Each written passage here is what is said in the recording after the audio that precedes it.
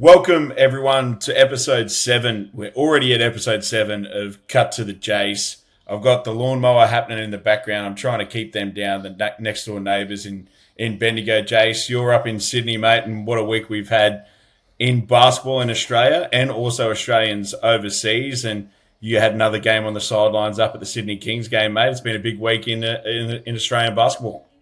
Yeah, no, we've almost hit that stage where kind of every form of basketball has started now, right? Like the next thing to really kick off is college, and then we're kind of underway from all over the world. So no, another great round in the NBL. WNBL had some very good games. There's some teams there that are flying at the moment, as you would know, being involved, and another big week. For sure, and just on that, we've obviously had the NBA getting started, and just with that, we've got Josh Giddey playing really well at the moment. Dyson's taking his time a little bit, maybe finding his feet with some of the new additions that the Atlanta Hawks have made. We've got Jock Landau starting for the Memphis Grizzlies, which is great to see after sort of being the third string big at Houston for the last couple of seasons. We've got Tyrese Proctor. All our mail is that, despite some not so impressive stats in the last couple of games, he's really impressed the Cleveland Cavaliers staff, and obviously there's plenty more Australians across the league. What's been your impression of the first week of NBA, Jase? No, I think it's been good. Obviously, Jock's taken on a massive role with Memphis, and his kind of sole responsibility other than defensive rebound is, can I get Ja Morant open and play off him? So it's not a bad place for a big to be. And then I think Josh has got off to a flying start. They're 3-0. He's averaging near triple-double numbers. He's just, I think he's going to really come into his own this year in terms of he's kind of signed that deal. Chicago are all in on him. He's all in on them. So I think that's very exciting for them, and it's obviously a great start. And I think Dice will find his feet. They've obviously got a few moving pieces there, which is probably limited, I guess, his offensive side of the game, but we all know how great he is defensively, and I think that group's got some things to work on, but they'll figure it out because there is quite a bit of talent there. And just before we were recording, of course, Dyson Daniels and the Atlanta Hawks going head-to-head with Josh Giddey and the Chicago Bulls. And another person I mentioned in Tyrese Proctor from New South Wales. Like we said, despite some not-so-good stats the last couple of games, all our mail from the Cleveland Cavaliers camp, we've spoken to some beat writers and that over there, saying he's really impressed them. Have you had any, experience with Tyrese, being he's from New South Wales and you're from there as well? A little bits here and there. Obviously, his dad, Rod Proctor, I've known since I was a little kid. Rod was played at Bankstown back in the day and was around my dad a lot. So I've known his family for a long time. I'd seen a lot of Tyrese's journey coming up through Sutherland ranks. He was out at Sutherland because that's where Rod went after Bankstown, even though now Rod's back at Bankstown. But he's an exciting talent. I think he's got a big future ahead of him. He's in that kind of point guard, but can play the two because he shoots the ball at a good clip. So someone like that, I think, in the NBA will always find a place because sometimes, depending on your role, it's kind of for them, get the ball to Donovan Mitchell and alike and then get ready to catch and shoot. So Tyrese obviously had a great span at Duke and now going to Cleveland, I think he's found a good spot. And as you said, they're big on him. So whenever they have that kind of feel, listen, he's going to have some time in the G League as well. They'll definitely move him up and down a little bit, I think, so he gives him some minutes. But the fact they've gone to him early and played him some minutes in the first few games, I think shows the signs and what they think he can do.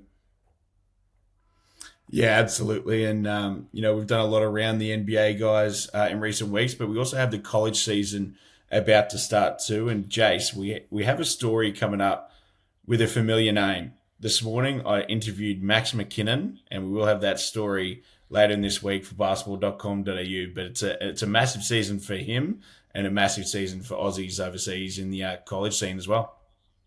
No, and we've got a lot of different movement over there. Obviously, men and females at all different schools, and some at some really big schools. And Max is no different. He's obviously moved over to LSU, and I think it's a great chance for him to kind of show what he can do in a big program. And I remember speaking to Max when he was kind of going through that decision. And it's one of those things sometimes people get in that discussion of, do I go play at maybe a lesser school and get to play 35 minutes and do whatever I want? Where Max is kind of sliding into a place where I think he'll show he belongs at that level. and it's a role that he'll probably play there that'll then transfer to being a professional. And I think that's a big thing for him, is showing kind of his ability to then come out of the college ranks and go straight to being a pro. And it's exciting times for a lot of these kids. Obviously, we know the landscape's changed. There's a lot of money involved and different things. And so it's their first taste of kind of really being an ultimate professional now, where they're earning money and playing in those bigger conferences. Yeah, it's huge for him as well. And he actually speaks about a range of things, including the NIL stuff, which you mentioned, Jase. Speaks about some of the cultural differences going to the deep south in LSU too. So people listening to basketball.com.au, make sure you stay tuned for that story. But we've had some epic NBL clashes across the weekend too, which we'll speak more about later. With two basically buzzer beaters, with Tyson Walker winning the game for Melbourne United over Adelaide. And Nick Marshall ruins my almost perfect round of tipping as well. So some epic games there, big games across the WNBL. And just some news in the NBL scene too. Two new imports signed. David Duke Jr. for Perth Wildcats, a new import point guard replacing Mason Jones. And QJ Peterson being the new point guard for Illawarra Hawks. So some much needed additions for two teams who are sort of inconsistent and struggling a little bit, Jase.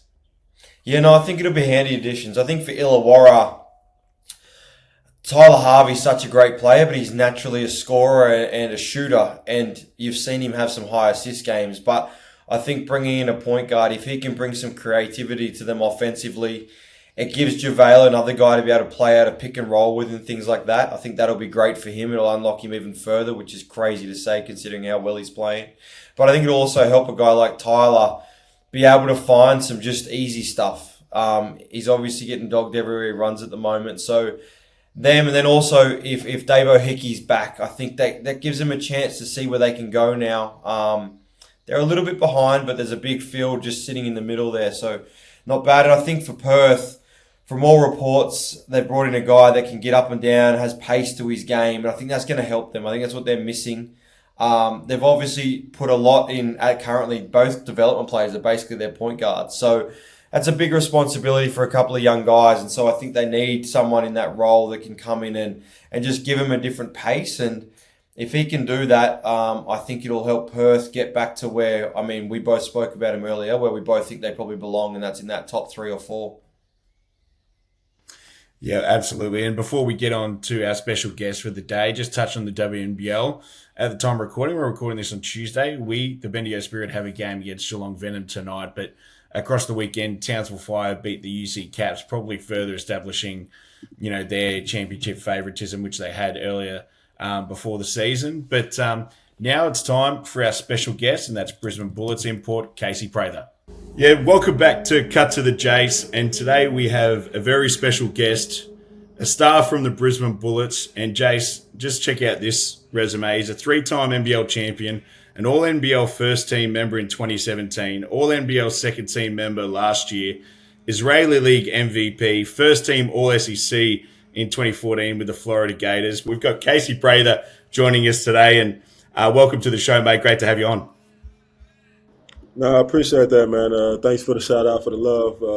Glad to be here, man. I obviously see y'all do y'all thing, and it's inspiring, so keep doing y'all thing, man. So we love to see it. Casey, so far with the season for the Brisbane Bullets, can you tell us just your thoughts on how it's all sort of going so far? And, a tough round, or, you split the last round with a big win over New Zealand and then a loss, but just give us an insight into how the season's gone so far. Yeah, it's not ideal when you go into a season with the people that you think that you're about to go to battle with, and then some injuries happen and import changes and things like that. But from my perspective about how things are going, regardless of the record, we're getting better each and every day. We're trusting, we're buying into our system. We believe in each other. We believe in what we can do and our abilities on that court. So. It's only a matter of time before those wins start taking over. So, I mean, we got positives going on, so I don't like to dwell into all those negative things that's kind of occurred in the early stages of it. So, I'm happy with where we're at. Obviously, we got some more work to do. We're not a finished product by no means. So, But right now, I'm cool. I'm happy. I'm content. It's all about just keep taking over, keep getting better, and keep getting those wins on our column. No, Case, you touched on a lot of the things we'll talk about, but I've been in Brisbane. It was a place I loved playing, and now you've been there for a few years to experience it. Now, there's two parts to this. Obviously, coming into the season, there was going to be changing the head coach, changing of personnel. How have you, as a playing group, and you specifically, right? You're a leader of the group now. You're not young Casey Prather running around dunking on everyone. You're a leader of the group as well as the go-to guy. How do you ever, as a leader of the group, control kind of what comes into the group and leave the rest of it? But how do you, as a leader, handle that? I mean, to be honest, we are professionals, right? We know what goes on the outside, inside. You know, we hear all the people talk about how you're not this and that, and most players have been, dealing with, negativity from the outside, trying to bleed into the group since they probably picked up a basketball. So for me, I just try to stay even keel, try to keep the guys understanding of like, yo, we got an opportunity to keep getting better. That's the main focus on, individually and as a team, just trying to get better each and every day and just let the outside be the outside. And as long as we, keep putting our best foot forward, those results going to end up taking care of themselves. So we don't really get too caught up into the outside noise of, new coach, how is he running the system, the organization, new players, he leave, somebody else come in. Like, we don't really care about that, man. We're fortunate enough to have a chance to play basketball for a living. So at the end of the day, what more can you ask for? You know what I mean? No, 100%, 100%. So talk us through, like, obviously Stu Lash was in a management role for years at the Bullets. When he first took over, was that something you, as already a signed player, seen happening, or it was kind of just something that was relayed? What was your first impression of that? Yeah, I mean, I didn't see it happening. I thought, we was going. I mean, like everybody, we didn't know who was coming into this position, but again, we were trying to be confident in the organization, confident in Mal, the CEO, trying to, pinpoint the right guy for the job. And once he told us it was Stu, I already had a personal relationship with him. He held my baby when my baby was born, so it was always love there. I obviously didn't know how his coaching style was and how he was going to, come over and, lead from a leadership position as a coach. So for me, it's been interesting to see that and see his journey and the development of that. It's not easy switching roles in any kind of field that you're in. So for him to come over and take the ownership of it and, attack it the way he's attacking it with everybody all hands in, I think it's a smart way to do it. You don't want to go into a situation thinking that you know everything when you don't know everything. So allowing the assistant coaches to help, allowing the older guys in the group, the veterans, to help, lead the group as well. I think that's a positive for him, and I think that's going to help him excel to that next stage of his coaching journey. I was going to say, adding, you just nailed it on the head, having that older leadership group, and when I say older, just experienced leadership group obviously plays a big part in helping him as well, especially when he's so open to having input. This is one thing I always find funny, right? Like, all these reports come out at times and you're like, where does that even come from? It's not even true. There was all these reports. Brisbane had an emergency meeting after the Illawarra Hawks loss. There's all this stuff going on, and then I hear this. No meeting even happened. It was just a regular thing. How do you like? I know from me personally, I used to laugh at it, and as a group, we used to be like, "Are you seeing this?" Yeah, I mean, it's funny to be honest, because it's just like, bro, like everybody trying to make assumptions. They're just trying to find, I don't know, a golden egg or something, a goose egg or whatever you want to call it. Just trying to pinpoint things that are not really occurring. We always been a tight knit group, regardless of the results of the game. It was no meeting up there, or if it was, it probably was just like film or something. So, yeah, man. Again, like, we don't let that stuff bother us, bro. We professional, we grown men, we older. Like, yeah, we just try to win games, try to feed our families, try to do the best we can on the court. Like, all the other stuff is just extra. No, 100%. So, the last few things on this kind of... Hey, you got to stop calling me old too, man. You done called me old twice in this interview too. Hey, older guy, you're getting closer to the end than you are the start. We all accept it. Doesn't mean you're almost done. It just means you're one of the older ones. I got some years in the bank, baby. I got some years in the bank ready. Hey, a lot of time left, but that doesn't change the fact you're one of the older guys. That's a fact. There's a lot of talent in your group. Like, I remember when I first kind of removed myself and retired, and then I see who's signing who, I was like, okay, Brisbane are putting together a squad. obviously this is two parts because you've had a lot of injuries, which we'll touch on just in the next part. But what was your feel? Because as a player, when you're already signed and you're not one of the later additions, you're kind of, okay, who are we picking up? And so when you see certain signings come in, you have a personal feeling of like, okay, awesome, I think he's going to be great. Or don't know much about him, what's he going to be like? What was your excitement with your group? Separate to where you sit right now, just when we were coming into it, what was your excitement with who you added and what was going on? Man, I was excited as hell, to be honest. Before I even knew who, when we was bringing J.A. and Von in, the group that we had already, we had Smack coming in. We had, and people didn't know about Smack coming back because I guess everybody kind of put him to the side. Yeah, they thought he was a defensive player only.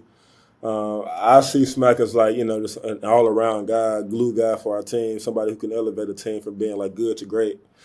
We had Nordo, we had Tyrell coming back after having an amazing summer. LP was always around, so I kind of figured that they was going to kind of keep him around as like an injury replacement or however they was going to kind of fit him in. But then when we got J.A. and Von, I'm just like, all right, now we can make some noise now. I always respected J.A.'s game. I always thought that he was a guy who could come over here and help us win. And I told him earlier, as soon as I got here, it was only like one other point guard who I played with besides college, like professional, that kind of helped make the game easier for me. And that was Joe Ragland, and he was probably like one of the all-time great point guards in Europe period. So I was super excited about that. I thought we had a chance to do something very special, and I still do. Yeah, the early days, and 100%. The next part I was going to say is injuries play such a massive part in everyone's season. Obviously, sometimes what people don't realize when you're a professional, like sometimes winning it is luck. As in, people work hard, but sometimes injuries can completely ruin a season. Sometimes circumstances can change. So, like, with the changes and additions to your group, like sometimes how I see it when you're going through those stages is, can we hang on enough so when we get our pieces back together, we can go on a run? Is that where you feel like you're at right now?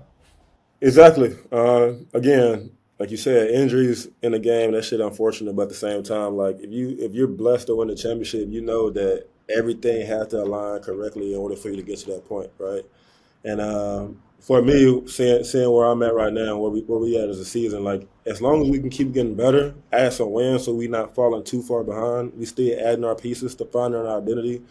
It's gonna be a time where we click in the season, and then whether that click is like an 8-0 run, 8-3 run, whatever the case may be, as long as we put ourselves in a good stance right now to like start peaking at the right time by playoffs. If we're peaking and we're healthy and we're gelling, then the season really don't matter that much, other than like the standings of where you at and when you play. Yeah, 100%.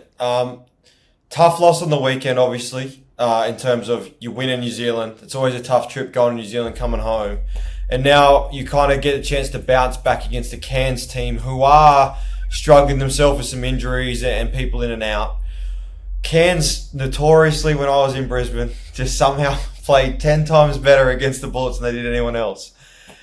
It's the perfect chance for you guys, though, to also get a win back in the column. So what do you guys need to focus on going and playing against Cairns?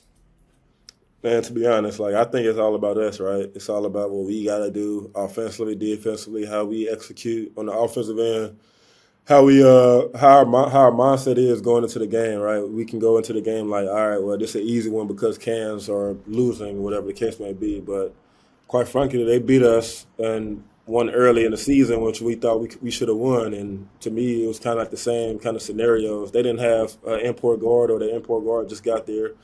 And I think Smack had just got hurt that game too. So it was two teams on the ropes trying to figure out who they are, trying to find their identity. It's obviously some beef between Cairns and Brisbane historically. So, I mean, yeah, you can never look at a team and be like, their record sucks, they suck, we suck, who else suck? You know what I mean? It's an opportunity for us to go out there and play our game, to be us and focus on us. And if we do that, I feel like we're going to be all right. It is one of the great things about the NBL. It's sometimes you wish you had some teams you could just roll in and roll out and you're going to get a win, but there's no easy games. And I guess the other part to that, before we get on to you, the main man, new signing coming in again this week, so it changes the roster personnel. What can Brisbane fans expect from Dakota? Obviously, had a pretty good stint in the G League, and now he comes out here. What are you hoping? What are Brisbane fans? What can they expect? Yeah, from what I've seen so far, he's obviously a great person, family-oriented person. So I think that right there bleeds onto the team, bleeds onto the fans, and what this whole organization is about. Aside of that, he's a guy who's not going to make too many mistakes. He's going to be very consistent with it, with his role on the team. Knockdown shooter, can get in the paint, finish.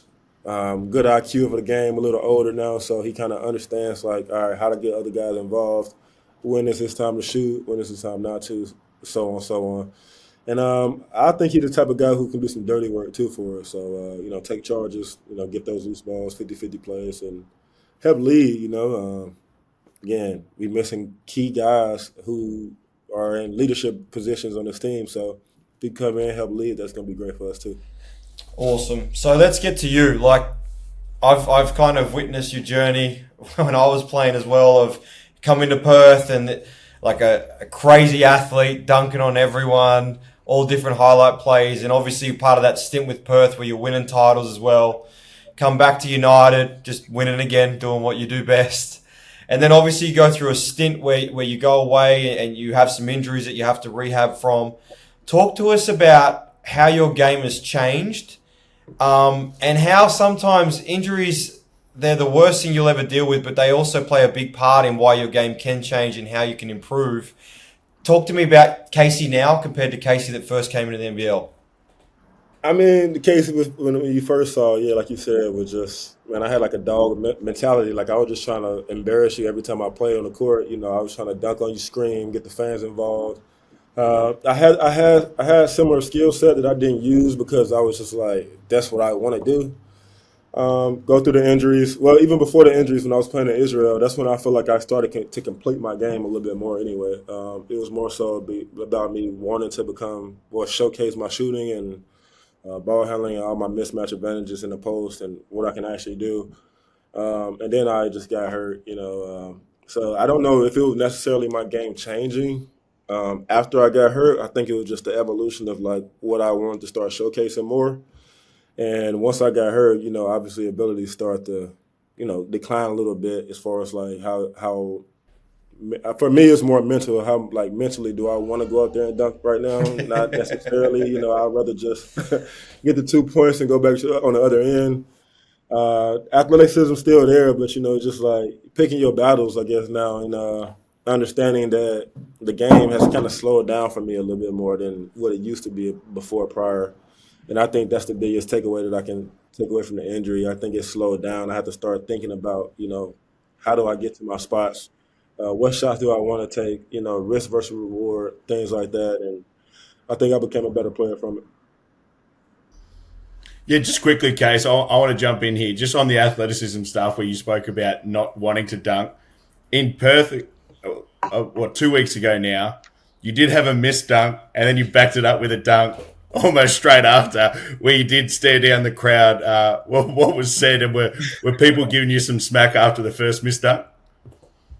Well, yeah, I mean, everybody was laughing. I mean, kind of laughing. I mean, it's expected though, right? Even my teammates, like it's like a little underlying thing. Because last year, I missed a couple dunks too, and that's like not really what I do. So I knew right away as soon as I missed that dunk, I was like, damn, I gotta get this shit back. I gotta get it back. Gotta get it back. So I saw an opportunity, and I was like, yo, there's no way I'm not about to try to dunk this again. Bro, the focus that I had trying to dunk that second one was insane. And then, I had to just let the fans know. I was like, what about that one? Like, laugh at that one. And, it was a good moment, fun moment. I was more so talking to my teammates on the bench, like, now what? Like, that, quiet all that down. Because the teammate discussion is going to go well after the crowd discussion, right? That's good. Oh, for sure. You got people like Tohi he's probably still talking about that shit today. Like, yo, remember that dunk in Perth you missed? Like, calm down, bro. You can ask him when his last dunk was, probably a long time ago. Exactly. When you had those injuries you touched on in Europe, like as you start to feel, as you said, like, and as you mature, you start to feel like this calmness about your game, right? Where you can do different things. Then all of a sudden this opportunity pops up to come back to the NBL or league you'd played such a massive part in your whole career. Did you see that kind of happening, or was that just like opportunity that popped up and now you're back to playing? Like, I go through and look at your statistics, and 8 games in, you're averaging the best numbers you've probably ever averaged in the NBL, points-wise, rebound-wise, shooting-wise, like all those things. How did that come about, you coming back to the league, and did you kind of see it as an opportunity to just get back to being the Casey Prather that you knew and loved playing basketball? Man, to be honest, like, yeah, nah, I didn't see it coming. But I'm a pretty faithful guy. I like to think that if I put the work in, if I pray, and I ask for it, then things gonna come back to me. So I remember being at home and in DC, and I didn't know if I was gonna play basketball again. I'm over here trying to apply for like coaching jobs. I'm thinking about getting my real estate license, stuff like that, and trying to transition out of basketball. But I prayed. I had a moment where I was talking to God for myself, and it got to a point where it's just like, all right, well, if you really want it, then you gotta just believe that you can do it. So woke up the next day, worked my ass off, went to practice, rehab, whatever. Came out of that, and then I got a phone call from Schuler the exact next day, and he was asking me was I available, and I was just like, yeah, I'm ready to go. And he was just saying that we were going to potentially look at offering you the following year when you're fully healthy, but we might as well go ahead and get it going now. And as soon as I got on that plane, I made a conscious decision that I'm gonna go all out. I'm not gonna shy away from being afraid or give in to fear or do it that way. I was gonna go out and just give it my best shot, and if I fail, I fail. If I succeed, then I'm gonna keep trying to do it. So came out here, and every single day I just worked my butt off, and it just paid off. How have you found the adjustment case of going from when you came into the NBL, you were just a legitimate wing. You were a 3, a 2, you could guard multiple positions, but you were just a wing. That's how I saw it anyway. As you've got older, especially in the NBL, as people go through their careers, they kind of get to a stage where some of them can make that leap to the 4 spot, and it almost unlocks them, I think. Like, not that they weren't a good wing, but it's almost like playing the 4, they can utilize, they can take people off the dribble more. You get some screen and pop stuff, which opens you up to non-communication things. How have you found that adjustment? Because you've been one of the ones that, as a staple, I go, there's A, B, and C who have done a good job of that. You're up there with one of those A, B, and C that just seamlessly did it. Man, I was fighting for the longest, bro. Like, I was like, nah, I'm a 3, I'm a 2. Nah, you can't put me on no post, whatever, da-da-da. But I always had that in my game as far as like when I was in college, I used to run the 4 at Florida, going against, people from Purdue, Duke, who's 6'10", 200 pounds, 210 pounds. And so I always had kind of like that understanding of like how to run the 4, how to be physical with the post, how to get there and get involved. When I was in high school, I was a big man as well. So for me, it was more seamlessly, I guess you can say, transition for me. But then once I got into that role and I got comfortable with it under Schuler, I was like, damn, you know what? This is actually a way so I can take advantage of it without having to work as hard as I had to work as a wing, which was like, all right, if I pick, I can pop, that's a shot. If not, I can move it on to the wing. You get a screen, now I got a smaller guy on me, I can take him into the post. And I know I got a mismatch advantage in, pretty much every one of those scenarios. So even if I get an ISO with a 4-man on me, I know that's, he's maybe a little slower than I am, so I can take advantage of that too. So yeah, man, just like always, just playing to my strengths, but understanding as I got older, it was just like, all right, you can get to point A by going all the way around, or you can get point A just by going straight. And I feel like at the 4 position, point A is quicker by just going straight through it. So I think that's the best adjustment for me. No, I hear you. And you have, like, as I said, some guys, it elevated their career. Now, you've always had a great career, but prolonging it sometimes also playing different spots and being able to be used in multiple ways. Now, I feel like you're going to answer this in terms of it's always been there. Are you a better shooter now than you were when you first joined the NBL? For sure. For sure. Because statistically, you're shooting it way more from 3.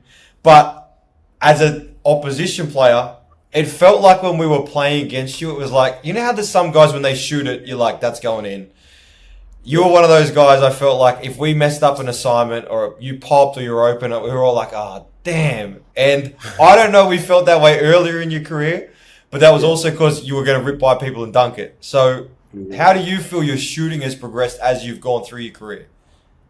Man, I feel like it's just like with anything you do, right? If you put a lot of work into some things, like you might not see it the first year you put the work in. The second year you might see a little bit, the third, fourth, fifth year you put the work in, that means you don't put in like extra 10,000 shots per year of that same shot that you've been shooting, since you've been a kid. So I think it's just like, just natural that that'll happen. I obviously look for it a little bit more because I'm not trying to just rip by and dunk on you now. Now I got a whole game that I can just, pick and choose what I want to do and how I want to use it. And I think that's another aspect of it. And yeah, I think when coaches understand that you have a shooter on your team or somebody who can be in this situation to shoot, they put you in situations to put you into those shots a little bit more. And I think that kind of helps along with it. But I think just the work, you put that work in, it's going to eventually show. Spot on. A few more things, then we can wrap this up. Back then too, you just didn't use it like you're using it now.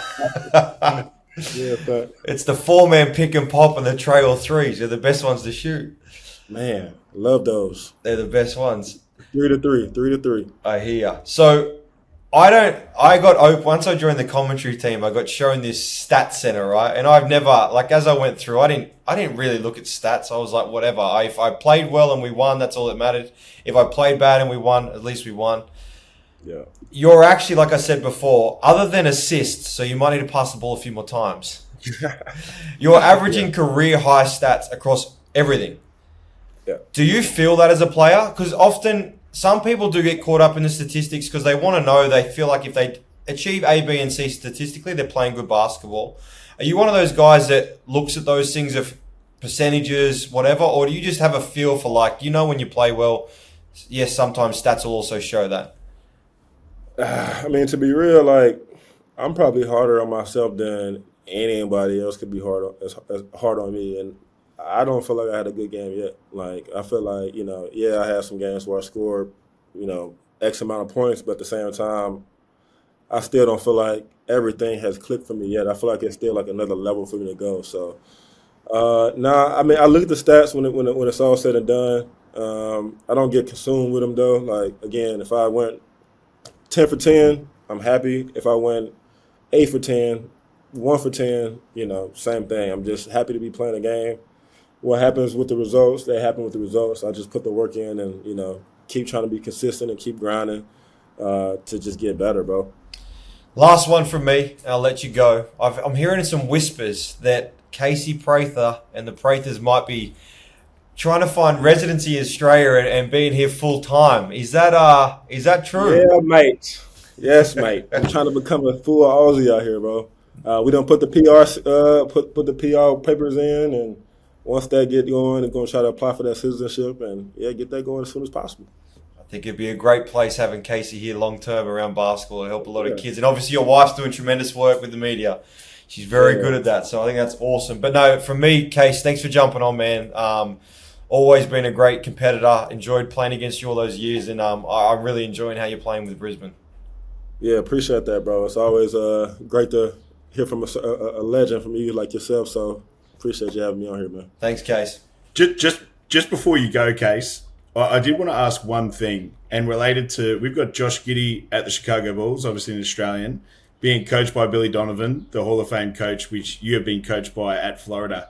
Can you speak to a little bit about, is there a better coach for Josh to learn under, and what your experiences were like under Billy Donovan, considering, like I said, he's a Hall of Fame coach. It's a great opportunity for someone like Josh Giddey.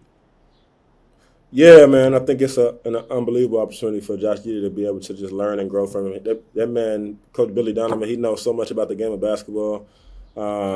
I think he's an exceptional person just from that aspect of he put you first, right? He wants you to be better. He wants you to get better. He wants you to learn the system, the game.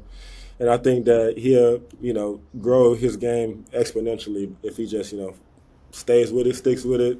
He's definitely a harder coach. He's not one of these guys who are like a cookie cutter. He's going to tell it, keep it real. But all in all, he's an unbelievable coach. X and O's, know how to get you better, know how to put you in the best situation for you to succeed. So I think it's an unbelievable opportunity for him. There's only 2 coaches that I know in the NBA like that, and that's him and Mark. Okay, yeah, absolutely. A great sort of apprenticeship for Josh to serve under Billy Donovan. But like Jay said, mate, really stoked to have you back in the NBL. Obviously, you've been back for a couple of years now. I've seen that being the commentator on the radio for the sidelines ever since you came back, and really stoked to see you back here and the work you're doing with the Bullets, mate. And we wish the best for you for the rest of the season. My guy, appreciate that. Welcome back to Cut to the Jase. What a great chat with Casey Prather, and he's had an incredible season this year so far, incredible last season, and great to have him back in the NBL and to talk about all things happening around the Brisbane Bullets, and there sure is a lot. But Jase, it's time to get on to your Jase 5 points in 5 minutes from the past round of the NBL, and I'm going to time this, and hopefully we can stick to it. With the first point, you're going to go to one of your mates who's lighting it up at the moment. Yeah, no, I just think it's worth noting, and when I was going through this, I almost thought I could just give it to the Southeast team, but I just think, like, if you had have said at the start of the year where their group was potentially going to be, they sacked an import the week before, you probably would have said they might get off to a slow start, but they sit currently in second spot, equal with Adelaide. And I think a lot of that is design, that just Sobes has been what we know him to be. He sometimes got some flack, as I always talk about, but he's exactly what that group needs, and he's been really efficient. And he's averaging something like 21, 4 and 5 or something around those numbers. And I think it just goes to show their group is actually really content with him being the guy, and they'll fill pieces around it. And a lot of the success has to go back to just what he's carried. And then on the weekend, obviously, he lights up Sydney at home, goes back to a place where he played a lot of basketball in Brisbane, and gives it to them as well in back-to-back games. So he was arguably the player of the round, and he deserves a special mention, and that's why he's number 1 on the list. Such a tough shot maker when he's going to, and just quietly, I'm sure he would have enjoyed that win in Brisbane. But number 2, you're going to go to another former teammate as well, and Lamar Patterson. Yeah, I wanted to give LP a special mention because what he did on the weekend was pretty impressive. I think he averaged about 16, 17 points, but going to that New Zealand game where they come from behind and win, LP finishes with 20-something. I think Casey had 22 or 23. But I think what I've kind of watched since LP's been a really part of their group in terms of he's one of those guys that he needs some games and needs some mileage to really find a rhythm. And I felt like he started to find that. But what I think he's done most is, yeah, he had 20 points, but I think he's made some of their lives easier. It hasn't all been wins, but they've been around the mark the last couple of weeks. And I just think LP's influence, a lot of people see him for the scoring and all that, but his ability to make people's lives easier with his creativity, how he passes the ball, how he can just get people involved. I reckon you'd find that a lot of that group is actually finding it easier on the floor with him there. And so, interesting how they bring in a new import, but I just thought LP deserves a special mention considering how limited time in the NBL he's had over the last 3-4 years. Yeah, absolutely. Interesting to see what they do with the new import. As you mentioned, Dakota Mathias playing this week, and Lamar Patterson will obviously shift out in case there's another injury to an import, and hopefully we can see him get more games this season. And Chris Anstey mentioned it last week. If he was the Breakers franchise, he wouldn't have let him get out of the country and would have kept him in New Zealand. So interesting to see what happens with LP there. But third point, Jase, what is going on in Sydney? It was a bad round. For them to drop both games, especially one at home, that they were up 15 with 4 or 5 minutes to go, whatever it was, and I was obviously there. Watching him live is obviously different when you watch people live to on TV or whatever, and the second and third quarter, Sydney were really, really good. The second quarter, they wrestled back control. In the third quarter, they really got on top of them. They played good basketball. They played at a good pace. And I've been mentioning a little bit, I want to see more of Jalen and KD in the backcourt. Bull Qual in the 3, whoever else, Quad and Zave and Suara, whatever it is. But I just think that lineup can give them some free-flowing if they play a bit faster. And I just sense there's obviously frustration because there's a lot of talent there and there's a lot of good people who are good players and they can't figure it out. And it's very obvious. And then even little things after the game, there was 2 guys that went around and shook hands with fans. Everyone else left the court. And sometimes for me, that's when you can see when a group's kind of where they are, because I'm a big believer in win or loss, you have to give the credit to your fans, no matter how frustrated you might be. Just give it a couple of minutes to go and shake some hands, sign some autographs. So you can see the frustrations. They've got a lot of talent, so I do believe they'll figure it out. But it's just not clicking at the moment, and they're going to have to change something. Yeah, interesting what happens with the Sydney Kings, because the inconsistencies sort of been their theme for the last 2 seasons, one under Brian Goorjian and one under Mahmoud Abdel Fattah. So it'll be interesting to see how they fix that going forward. But they've got the talent on the roster, like we've mentioned all season so far. But your 4th point, Jase, we're going to go to the Melbourne United big man, who's been really impressive to start this season.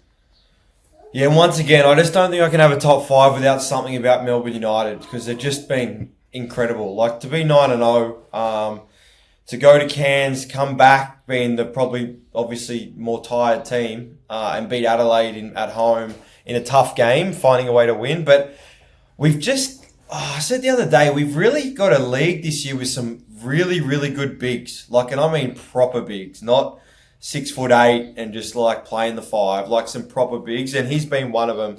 And with a team that's got so much variety, comes out, has 25 points, 7 or 8 rebounds, protects the paint defensively.